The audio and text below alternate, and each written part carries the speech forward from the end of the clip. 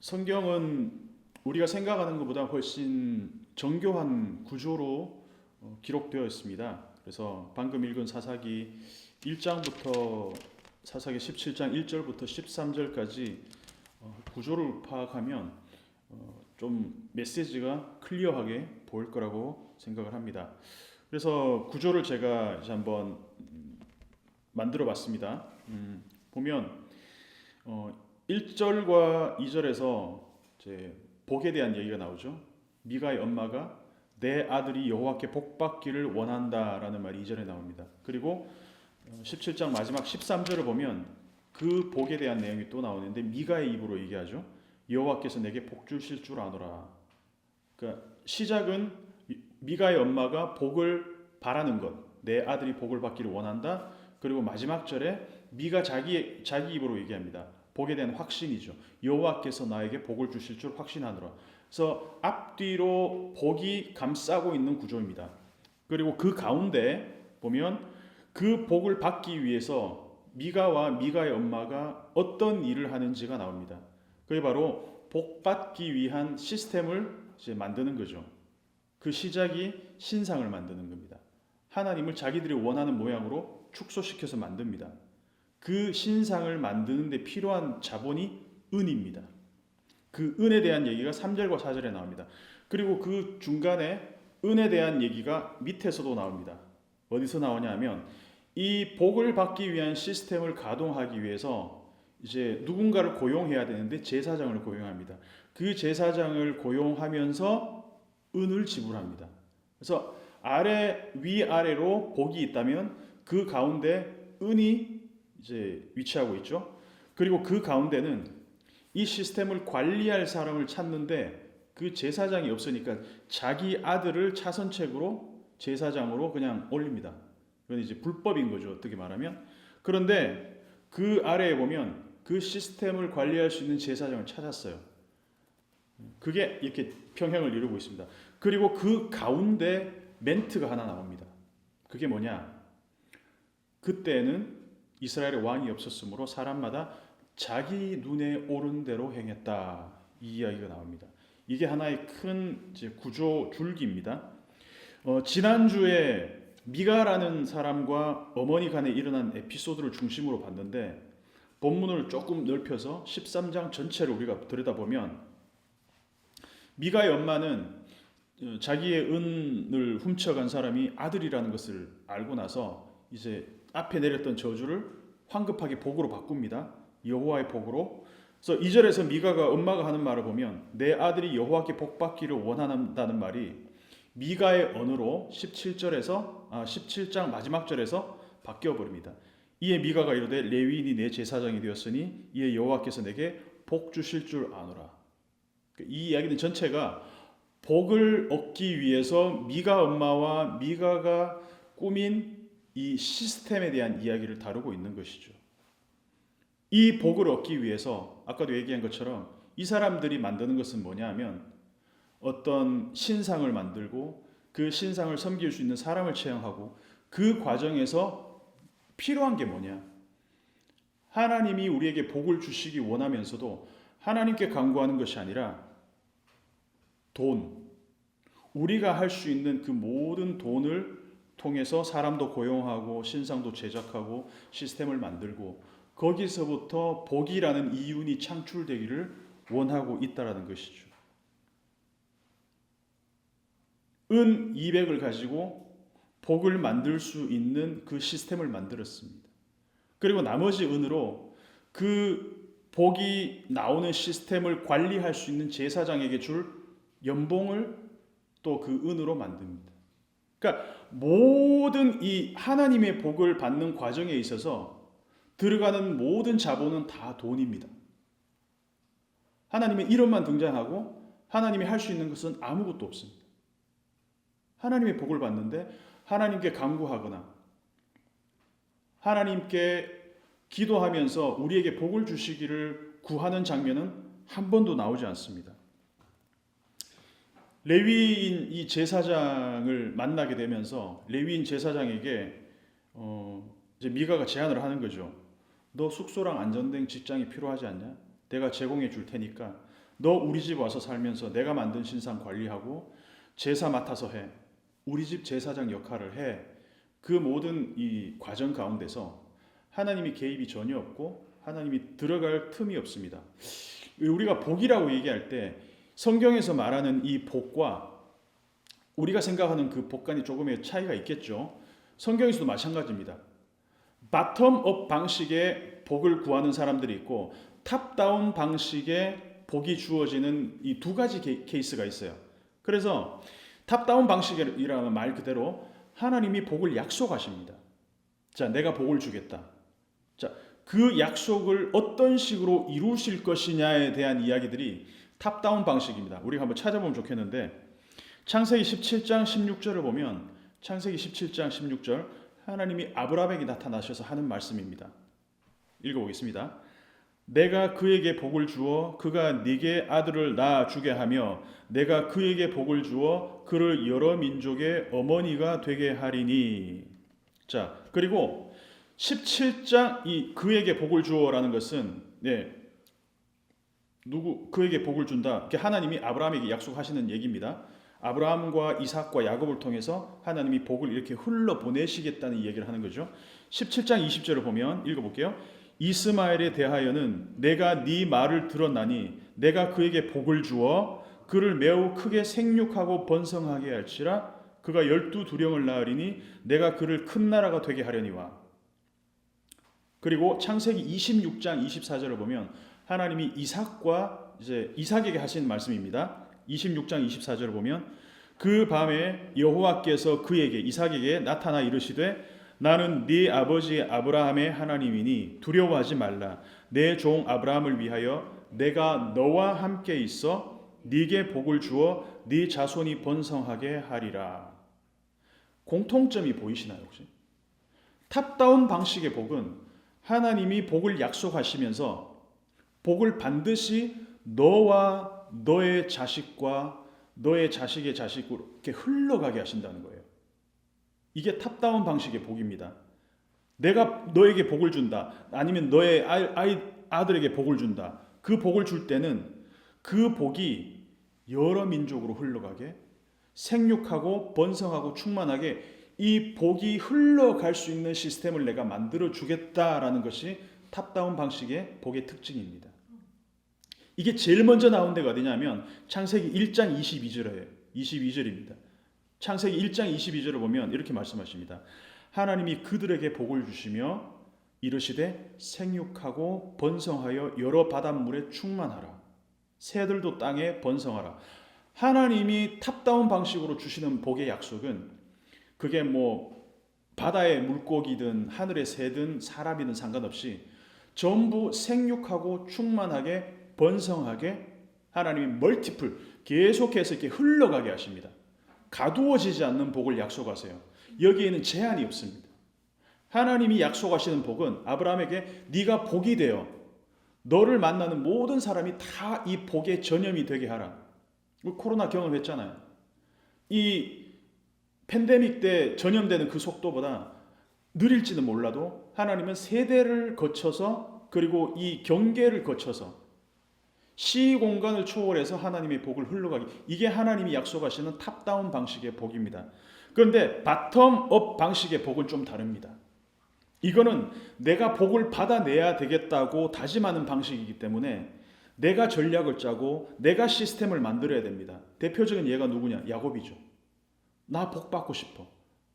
그래서 복은 위에서 아래로 흐르는 물이 되어야 되는데 바텀업 방식은 내 주변의 경쟁자를 제끼고 내가 독차지해야 됩니다.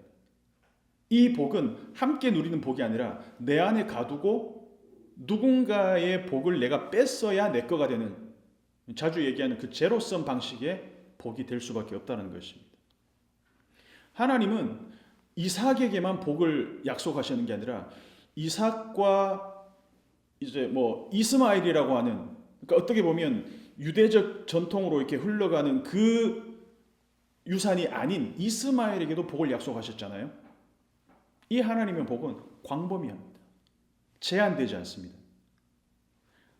야곱의 경쟁자는 에서입니다. 그래서 에서가 복을 받을 복을 가운데서 인터셉트, 가로채야만 내가 복을 받을 수 있다고 믿어요, 야곱은. 그래서 내가 복을 받기 위해서 하나님이 누군가에게, 나의 친형에게 줄 복마저도 내가 중간에 가로채야 돼요. 그래서 야곱은 정당하지 않은 방법을 써서라도 복을 내 안에 머무르게 해야 된다고 믿습니다. 그래서 누리지를 못합니다. 항상 누군가의 복을 뺏어야 되고 나에게 주어진 복을 뺏기지 않으려고 해야 되고 항상 불안하고 두렵죠. 미가와 미가의 엄마는 탑다운 방식의 복이 아니라 바텀업 방식으로 복을 쟁취하려고 하고 있습니다. 그래서 하나님의 복을 기대하는 게 아니라 내가 스스로 복을 얻을 수 있는 시스템을 만들어내야 돼요. 야곱이 그랬던 것처럼.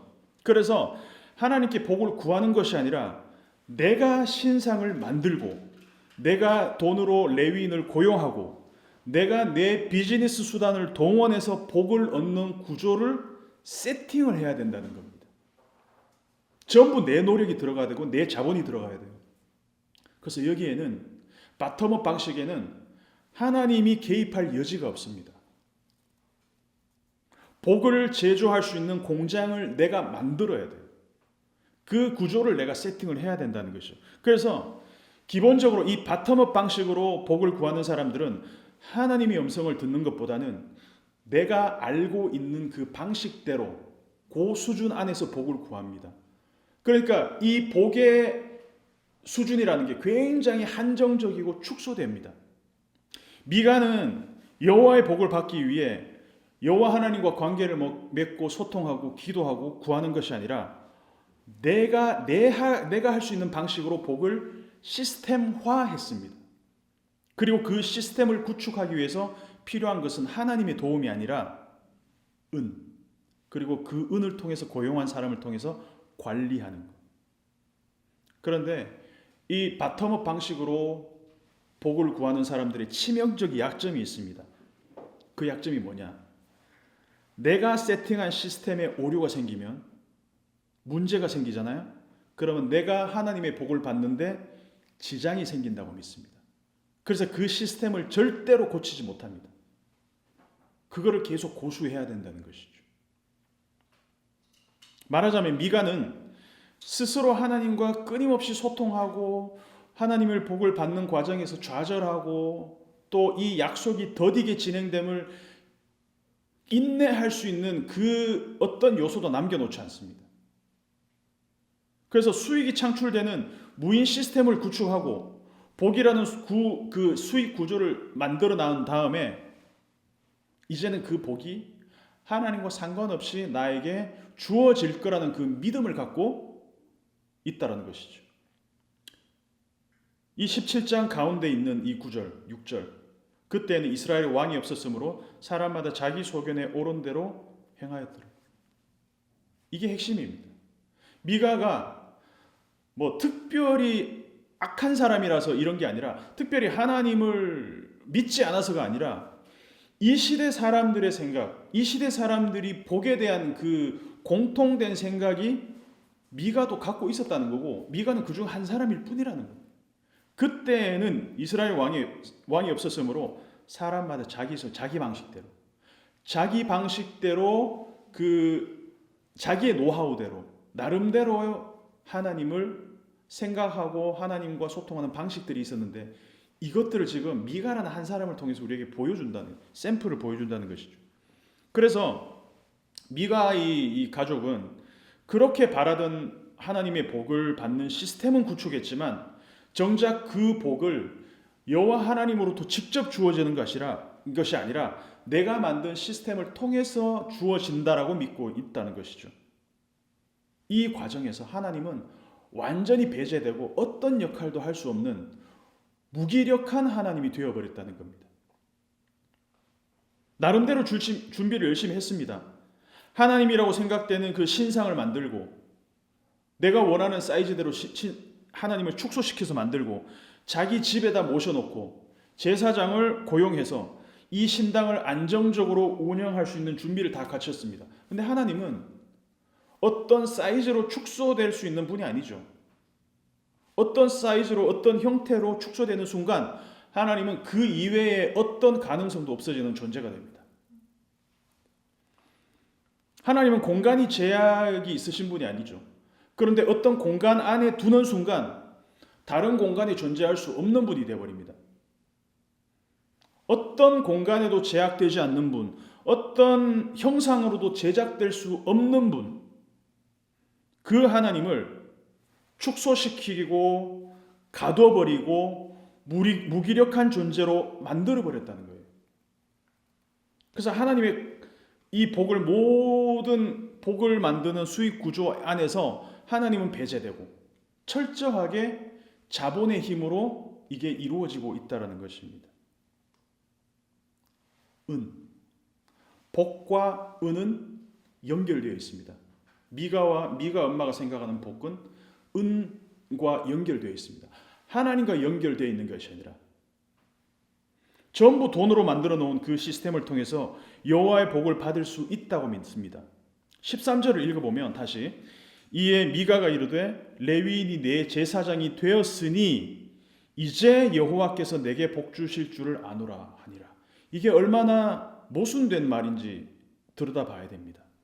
자, 시스템을 작동시킬 수 있는 직원을 고용했기 때문에 내가 제사장을 고용했기 때문에 그것 때문에 하나님의 복이 주어진다라고 원인과 결과가 모순이 돼요.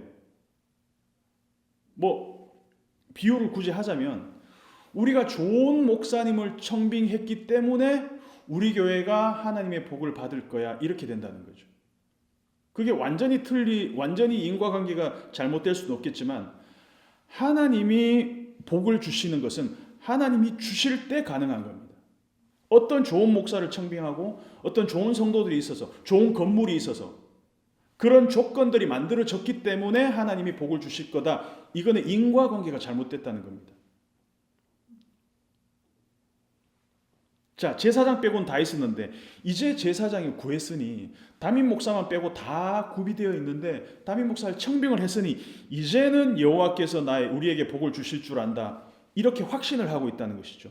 이게 인과관계가 제대로 이루어지려면 어떻게 바뀌어져야 하냐면 하나님이 우리에게 복을 약속하셨으니 이제 복을 주실 줄 안다. 이렇게 돼야 인과관계가 모순이 없는 거예요.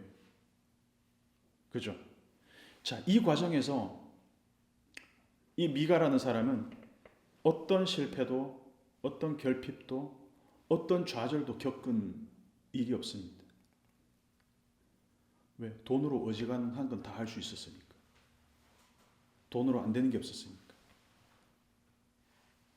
돈으로 하나님도 축소시켰고 돈으로 신당도 만들었고 돈으로 종교인까지 고용했습니다.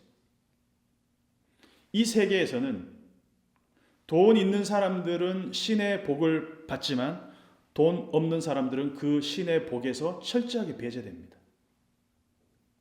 이게 과연 사사기 시대만의 에피소드였을까? 그렇게 생각하지 않습니다. 우리가 다 압니다. 지금도 이렇게 돌아가고 있다는 것을. 근데 우리가 아브라함만 봐도 알잖아요. 아브라함은 하나님의 그 복의 약속을 누리기까지 자기 인생의 거의 대부분이 걸렸습니다. 죽을 때까지. 하나님 복 받고 그때부터 막 이제 어떤 고난과 좌절과 결핍과 실패도 없이 승승장구했던 게 아니라 우리가 알잖아. 하나님이 복을 약속하는 그 순간부터 임신도 안 돼. 기근 생겨. 약속한 아들은 주어지지도 않아.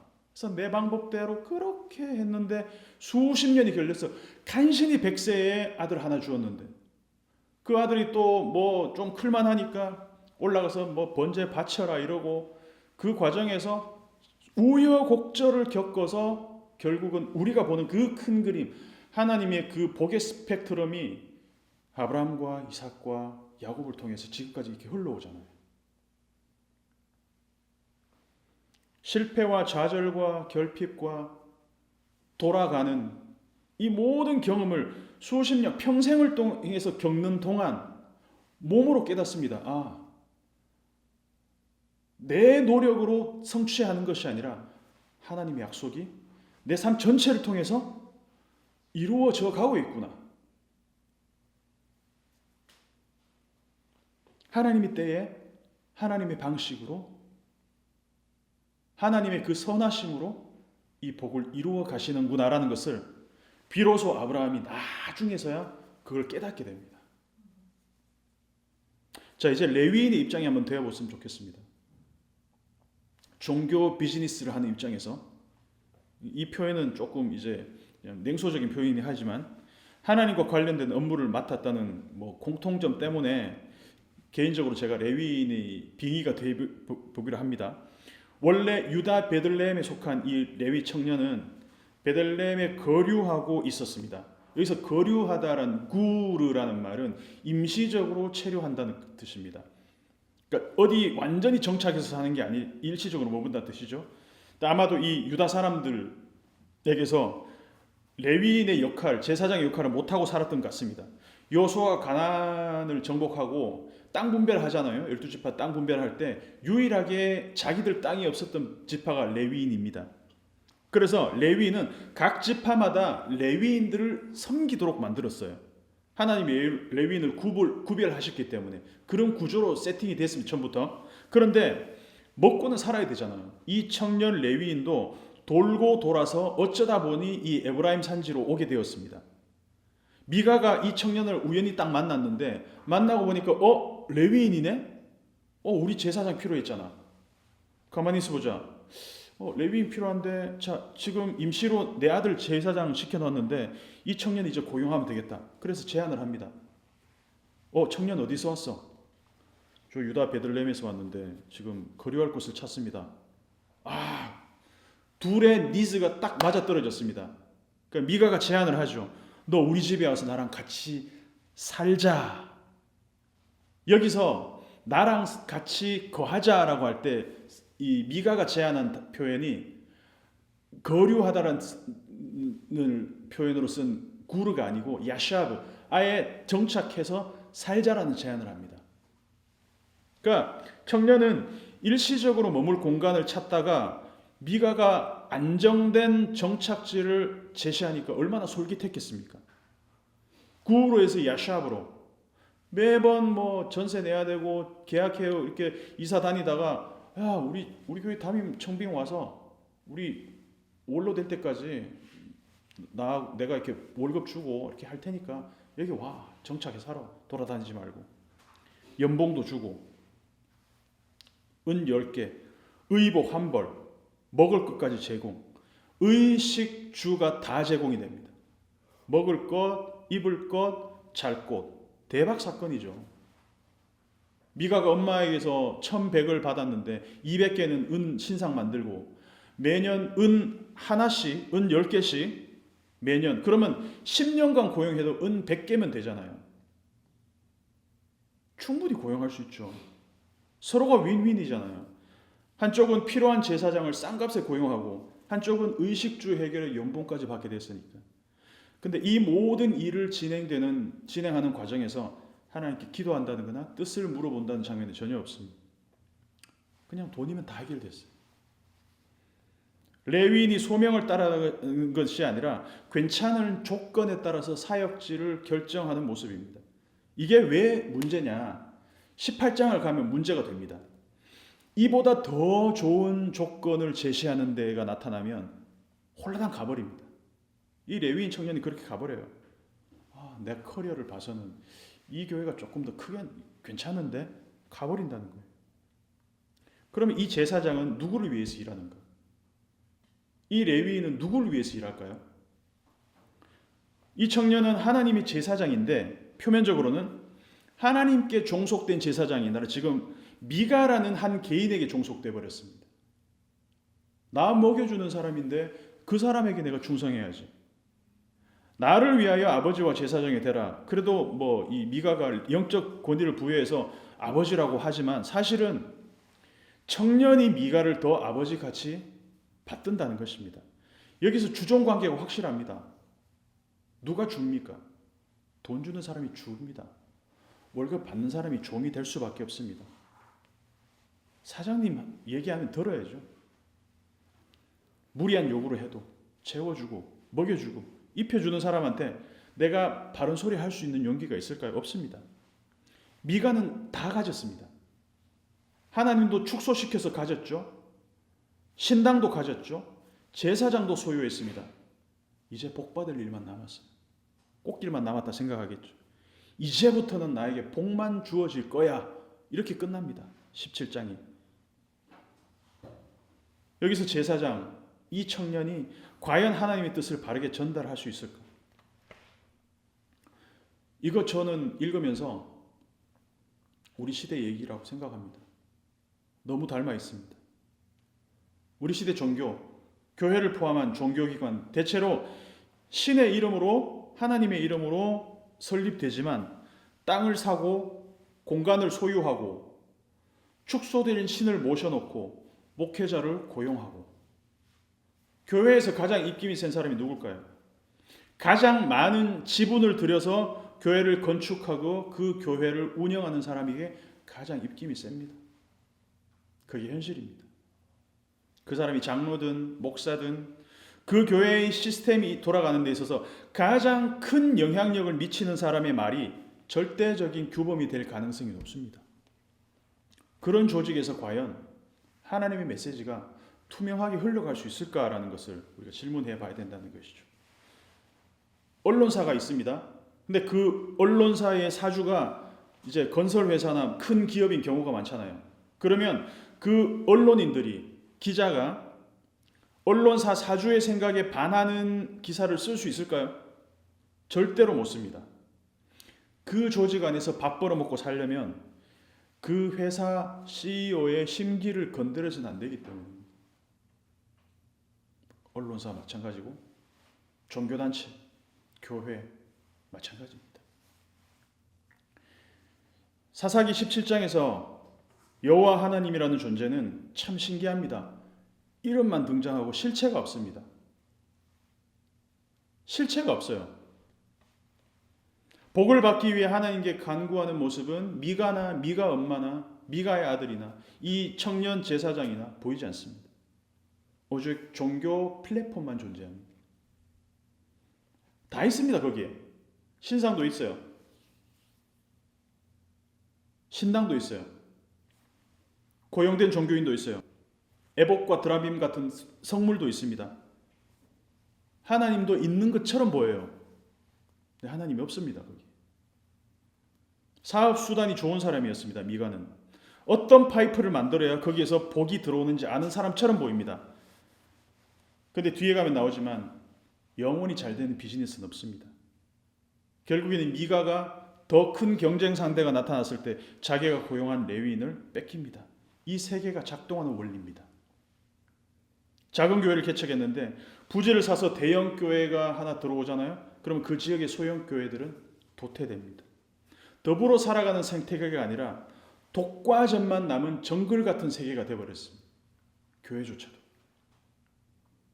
그래서 아주 직설적으로 표현하면 지금 대한민국의 교회 시스템은 종교 플랫폼에 기반한 비즈니스에 가깝다. 그래서 대형 교회 부교육자 출신들이 대부분의 교회에 담임으로 청빙됩니다. 많은 목회자들이 안정된 이 야샤브 정착이 보장된 곳에서 정착하고 싶어 합니다. 저도 마찬가지입니다. 그런 욕망이 저한테 있습니다. 그게 틀렸다는 게 아닙니다. 잘못됐다는 게 아닙니다. 고민이 있습니다. 그래서 실존적 고민이 있습니다. 그런 플랫폼이 틀렸다는 것이 아니라 그것보다도 더 중요한 것은 이 모든 우리가 만든 우리가 설계한 이 시스템 위에 계시는 하나님과 과연 우리는 얼마나 소통하고 그분의 절대적인 도움에 기반하고 살아가는가가 더 중요한 문제라는 겁니다. 하나님이 주시는 복은 한계가 없습니다. 오버플로잉입니다. 언제나 이 복은 흘러넘칩니다. 반드시 흘러넘치는데 나를 통해서 누군가를 통해서 이 복이 흘러가게 하십니다. 하나의 도시락 5병2혈을 통해서 5,000명이 먹을 수 있는 그 제한 없는 복을 부어주십니다. 근데 반대로 바텀업 방식의 내가 내 수준에서 생각하는 복은 언제나 고가를 전제로 합니다. 그래서 누군가 나보다 많은 복을 받으면 어떻게든 그 복을 내 것으로 빼앗으려고 합니다. 하나님을 내가 아는 수준으로 축소시킵니다. 내가 익숙한 형태의 하나님으로 축소시키는 그게 바로 우상이라는 것입니다. 오늘 말씀을 통해서 우리가 한번 우리 자신과 이 시대를 들여다봤으면 좋겠습니다. 주님, 미가 이야기에서 우리의 모습을 발견합니다. 하나님을 우리 수준으로 축소시키고 하나님의 복을 우리 방식으로 제한시키지 않게 도와주십시오. 이것이 우리의 기도가 되었으면 좋겠습니다.